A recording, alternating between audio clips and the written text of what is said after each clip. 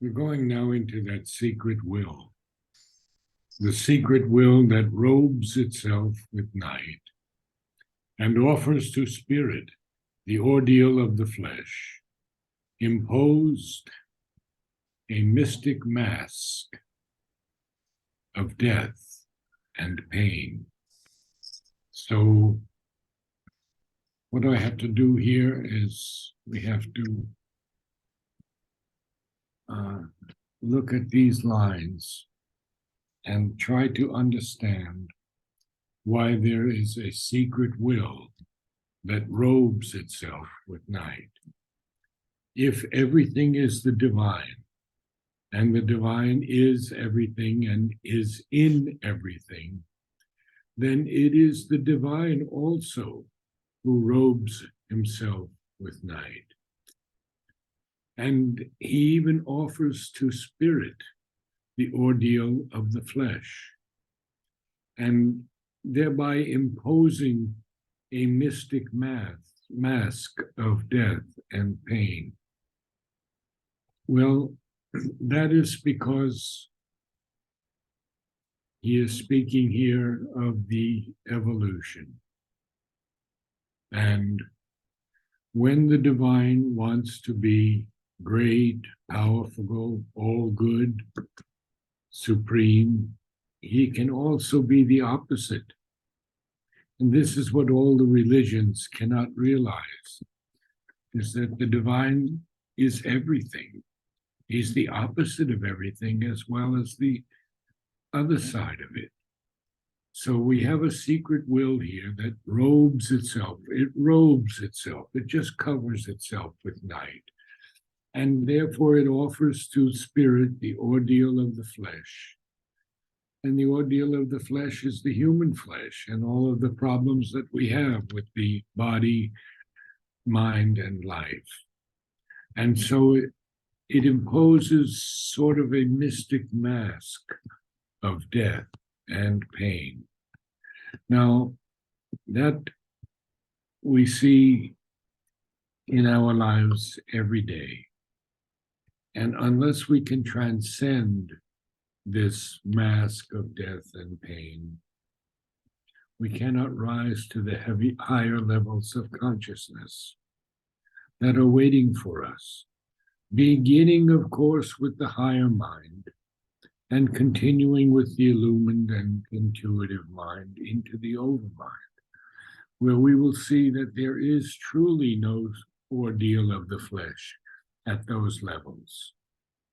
So now we see, interned now in the slow and suffering years, sojourns the winged and wonderful wayfarer, and can no more recall her happier state, but must obey the inert, inconscious law, insensible foundation of a world in which blind limits are on beauty laid, and joy and sorrow and joy as struggling comrades live.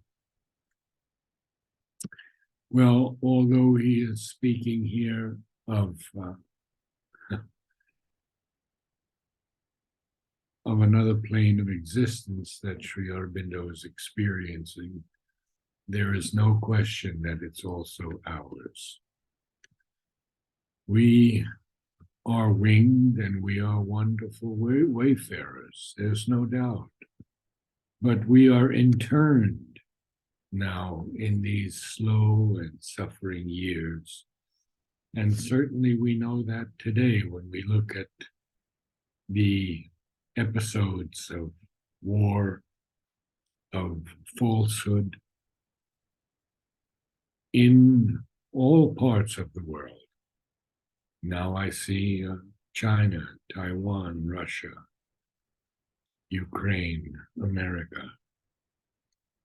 So the winged and wonderful wayfarer has to sojourn, take its rest someplace, and can no longer recall her happier state, but must obey the inert inconscience law. We've been through the inconscience so many times.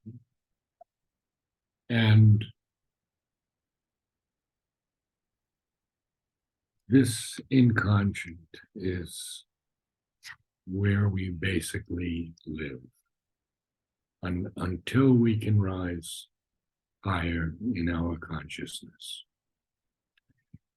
He calls it an insensible foundation of a world in which blind limits are laid on beauty. Look at that line. In which blind limits are on beauty laid, and sorrow and joy as struggling comrades live. Why is sorrow a comrade of joy? Joy. It is because we cannot seem always to have joy within us.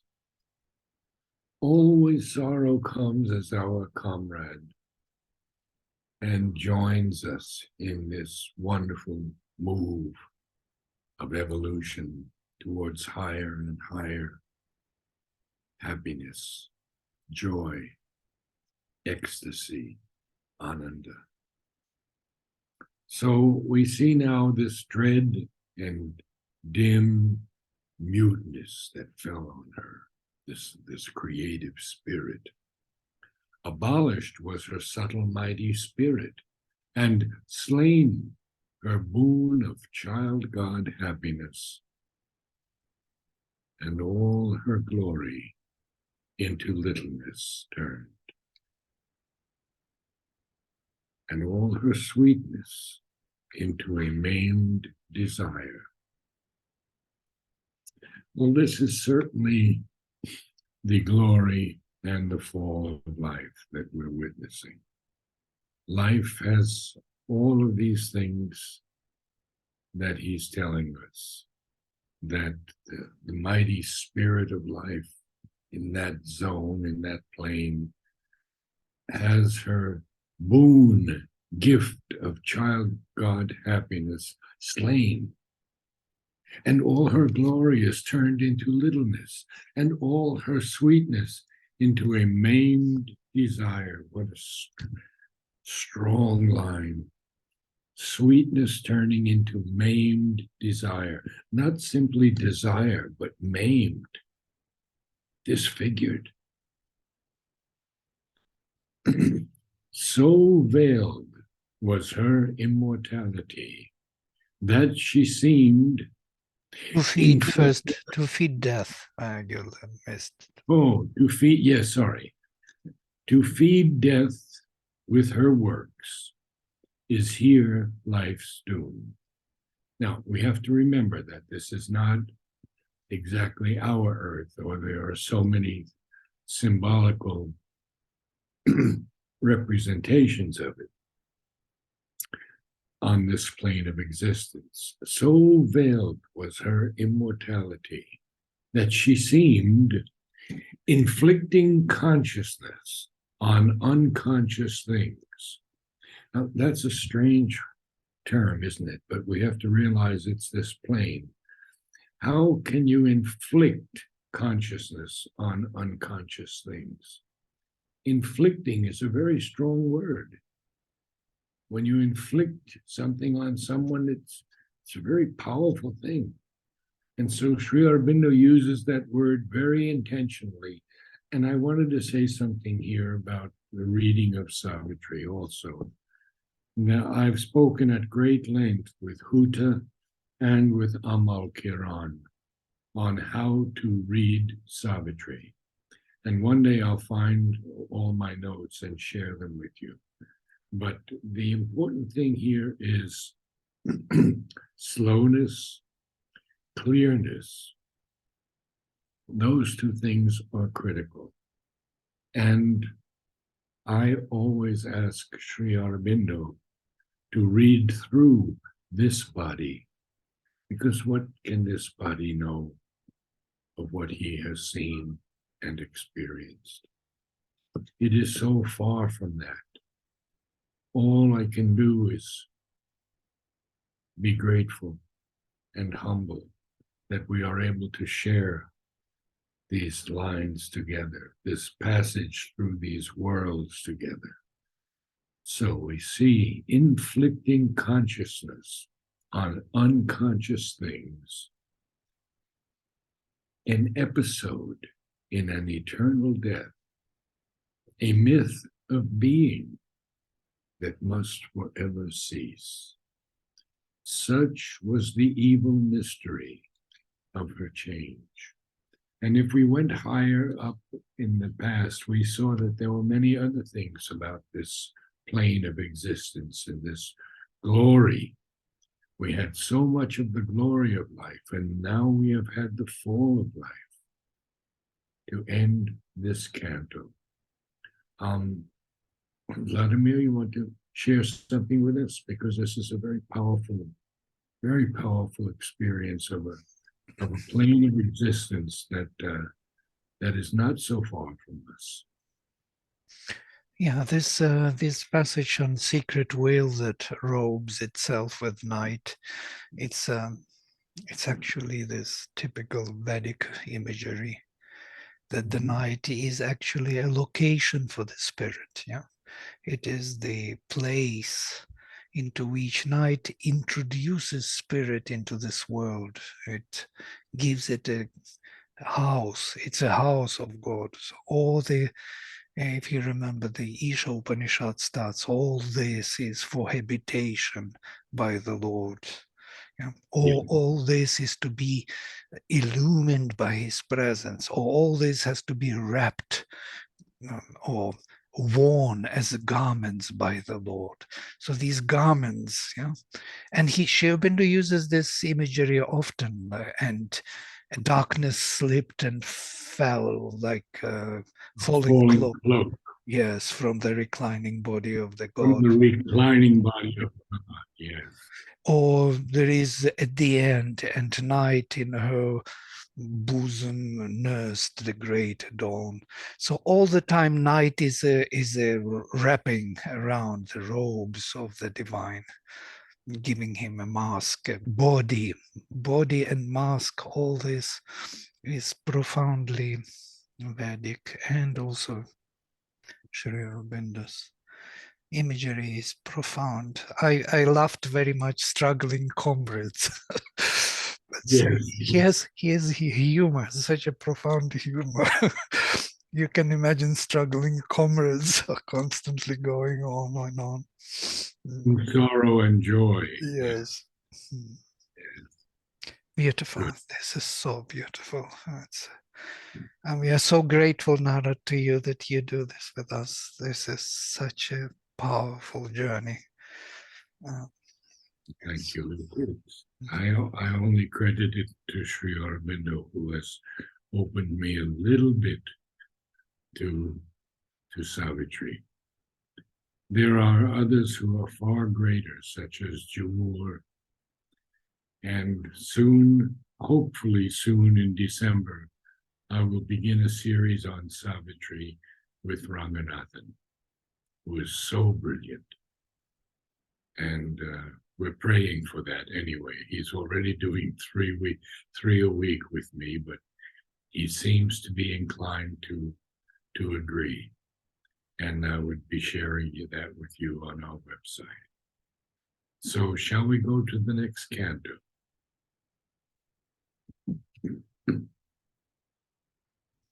So this is the kingdoms of the little life. It's a little life. It's not a bad life so much, but it's a little life. So I will begin, and I'll read a little bit first, so we can have a sense of the whole journey here, just beginning. A quivering, trepidant, uncertain world, born from that dolorous meeting and eclipse, appeared in the emptiness where her feet had trod. A quick obscurity, a seeking stir. There was a writhing of half-conscious force, hardly awakened from the inconscient sleep, tied to an instinct-driven ignorance to find itself and find its hold on things. Inheritor of poverty and loss, assailed by memories that fled when seized, haunted by a forgotten, uplifting hope. It strove with the blindness as of groping hands to fill the aching and disastrous gap between earth pain and the bliss from which life fell. Well, you see, Mother talks to us a lot about these emanations that were first sent down with creation.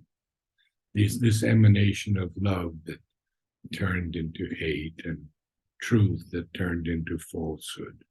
So we see that there's this earth pain and the bliss from which life fell is an aching and disastrous gap.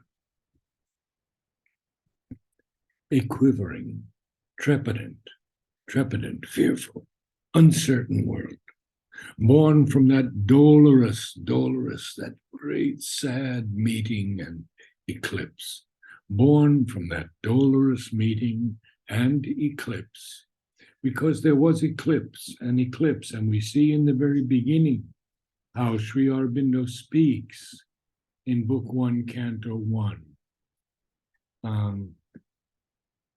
It was the hour before the gods awake. Across the path of the divine event, the huge foreboding mind of night, alone in her unlit temple of eternity, stretched immobile upon silence's march.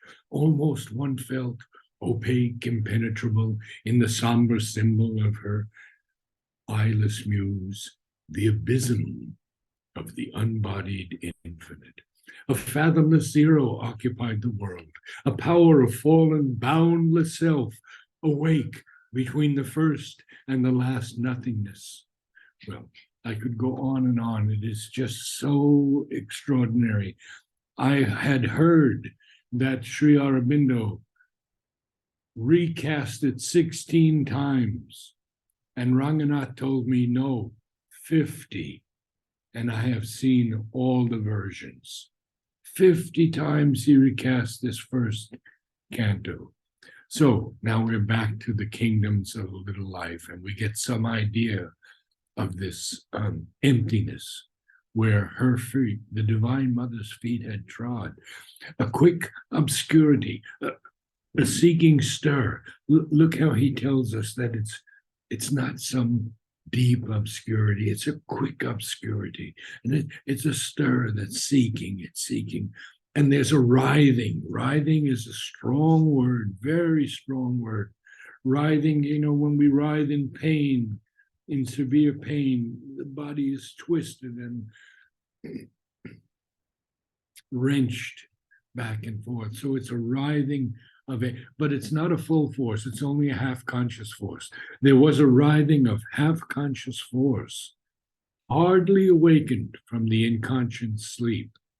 Now, you see, Sri Aurobindo only uses the words that come from the highest overmental plane.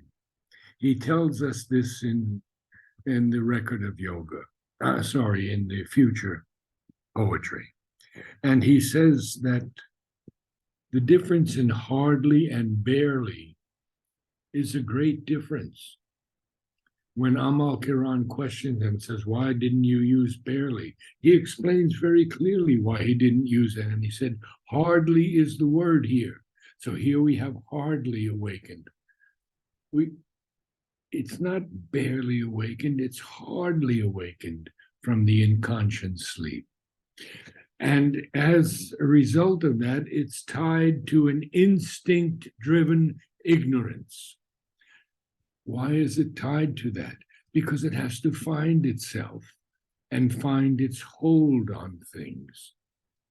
Then he tells us that it is an inheritor of poverty and loss. How sad. Assailed by memories that fled when seized. So it seizes these memories, but it's assailed by them. And the moment he catches them, they're gone. They fled, that fled when seized. And this life force here is haunted by a forgotten, uplifting hope. What did it do?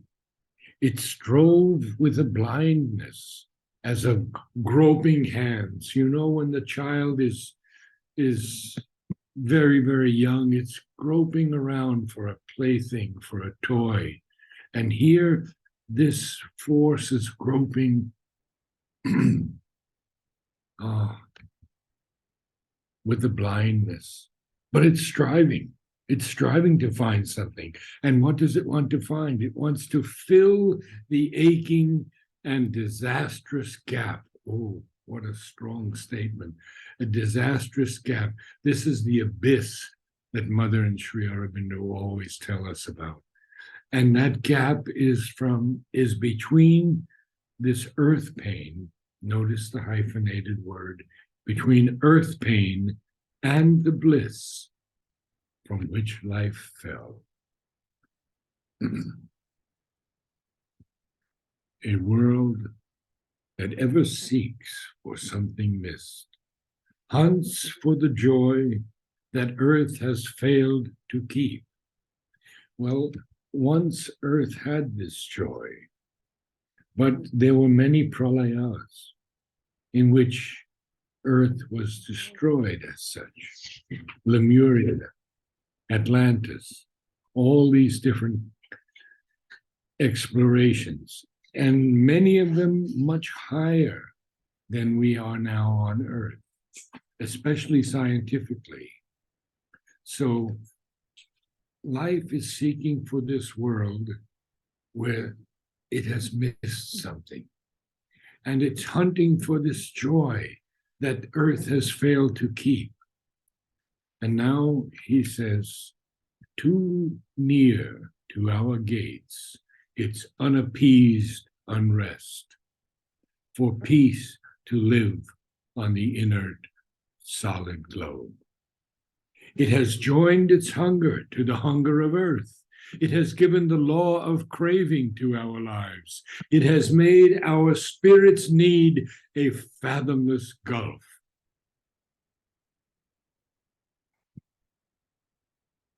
Our spirit's need has been a fathomless gulf for centuries.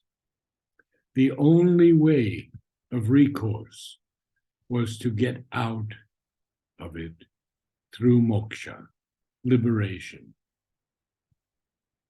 union with the divine, and leave earth to where it was. No change to the earth. It is only Sri Aurobindo and Mother who have given us that hope that earth must become the life divine. So we will look a little bit closer. An influence entered mortal night and day. A shadow overcast the time-born race.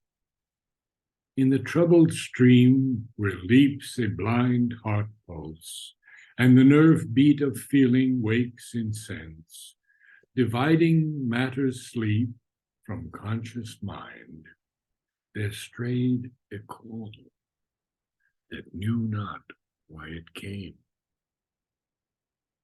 The repose that might have been can be no more. A formless yearning passions in man's heart. A cry is in his blood for happier things. Else could he roam on a free sunlit soil with the childlike pain-forgetting mind of beasts, or live happy, unmoved, like flowers and trees. So let's go back to those lines again so we can study them a little bit more. Now, Sri Aurobindo is talking about earth and humanity.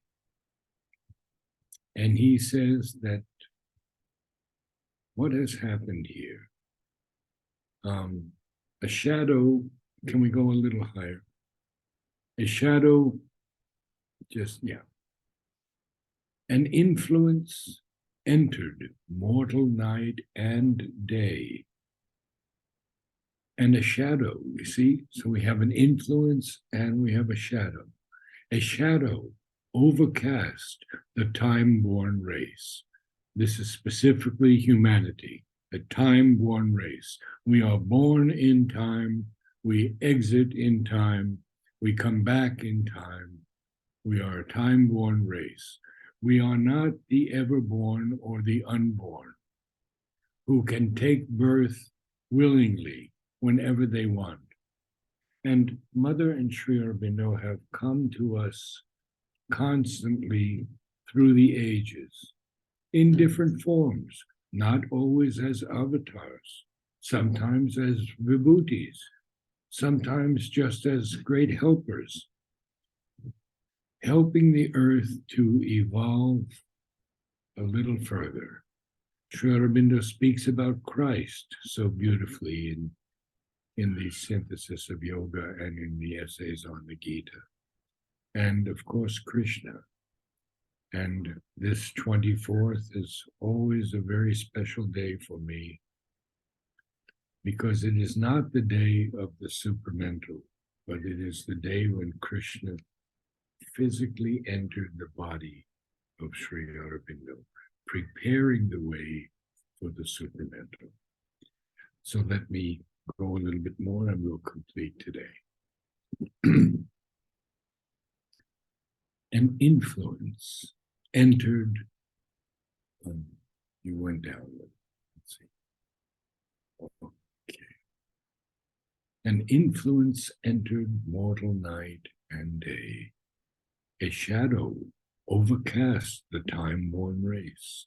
In the troubled stream where leaps a blind heart pulse, and the nerve beat of feeling wakes in sense, dividing matter's sleep from conscious mind, there strayed a call that knew not why it came.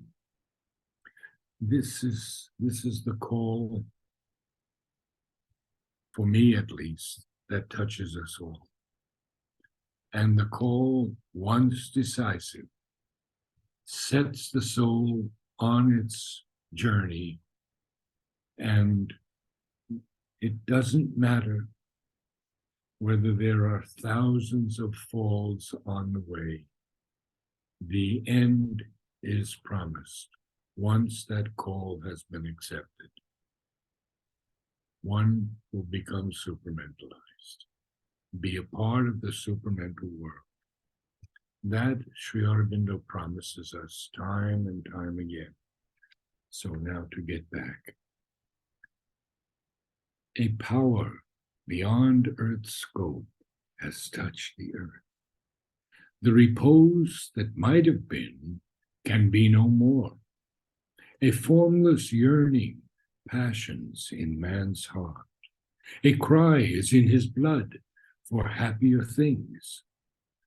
Else could he roam on a free sunlit soil with the childlike pain-forgetting mind of beasts, or live happy, unmoved, like flowers and trees. Just a few words here. You see, the flowers and the trees have no mind as we humans do. Their entire life is an aspiration for light. And the ultimate offering of the plant is its flower. That's what it surrenders in great joy to the divine presence. The beasts fight, yes, they fight at times. They do have pain, they injure each other, especially when one wants to take over a herd. And there is pain, but they don't remember this pain the way we do. They don't have a mind and a vital the way we do. It's a very simple thing. It's a childlike pain-forgetting mind. So if we didn't have this cry in our blood for happier things, if we didn't have this yearning passion in our heart for something greater, for something better, for something more beautiful, for something truer, then we could roam around on this free sunlit soil with a kind of childlike pain-forgetting mind of beasts. Or we could live happy, unmoved, notice the word unmoved, like flowers and trees. I've gone on for a while. Vladimir, could you add a few things? And then we can have someone read the passage to us. God, yeah, there is nothing to say. That's so, yeah, as it is, it's so wonderful. By the way, this canto itself is the most psychological canto for all of us. We will recognize how we behave. I learned so much from this Little Life canto. It's actually all our behavior is here, all our relations. He will define. I'm not getting your voice anymore. No? Oh, so sorry. Well, who will read the passage?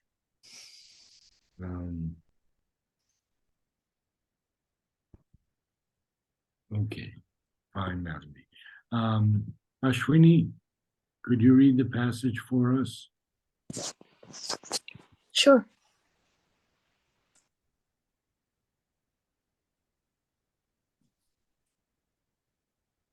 Where do I start from? An influence? Quivering. Sure, it's very. I cannot hear you. Don't know Ashwini, why we start from acquiring. Can you go a quivering? Okay.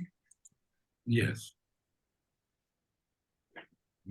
A quivering, trepidant, uncertain world, born from that dolorous meeting and eclipse, appeared in the emptiness where her feet had trod, a quick obscurity, a seeking stir.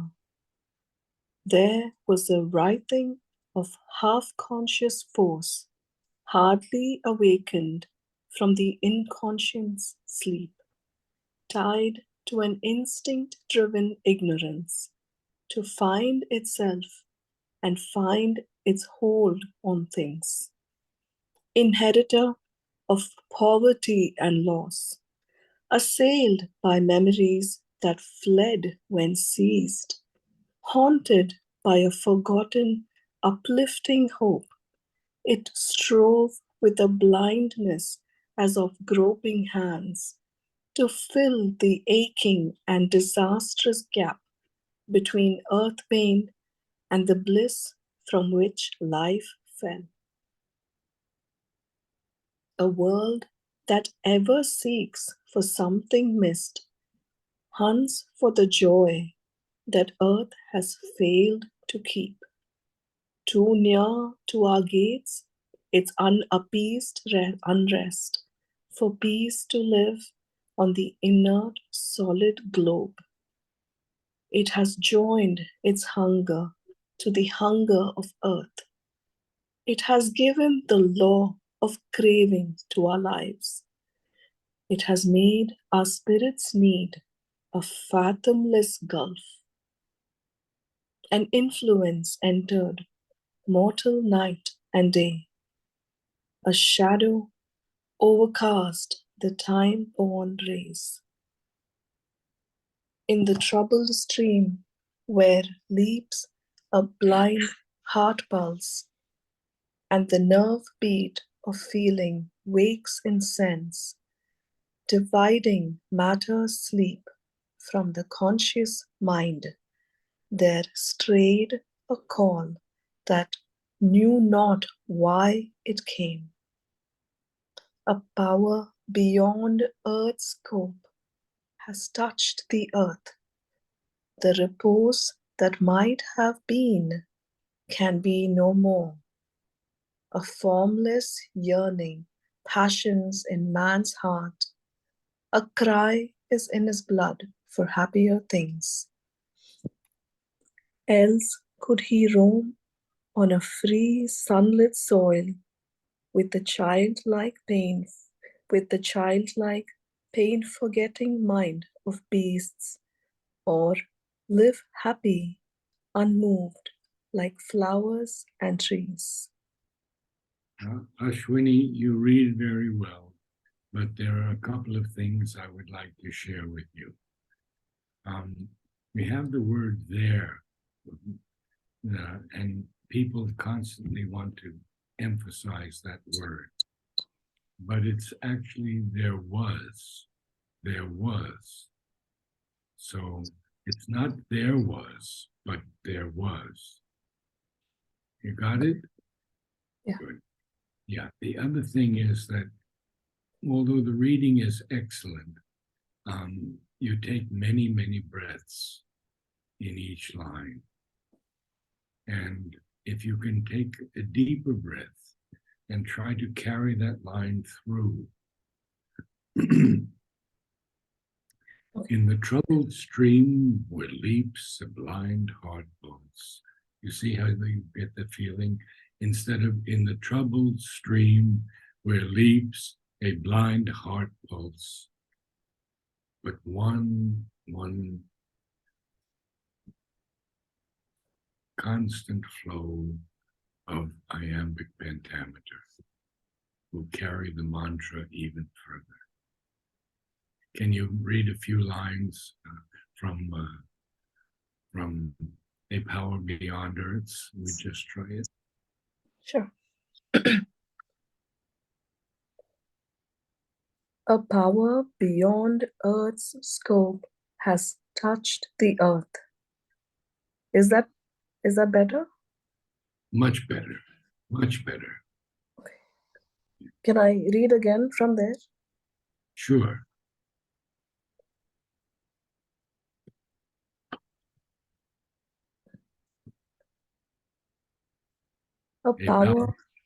A power beyond earth's scope has touched the earth.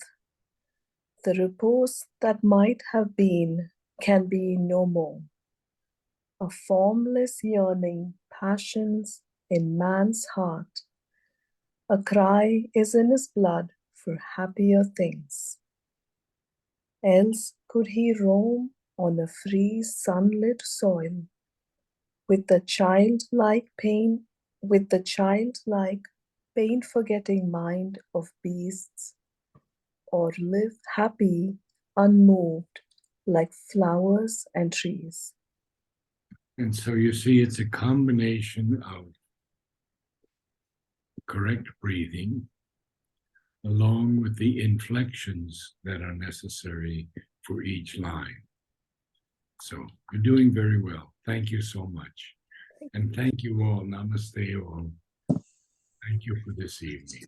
Namaste, Naraji. Thank you. Thank you. Namaste, everyone.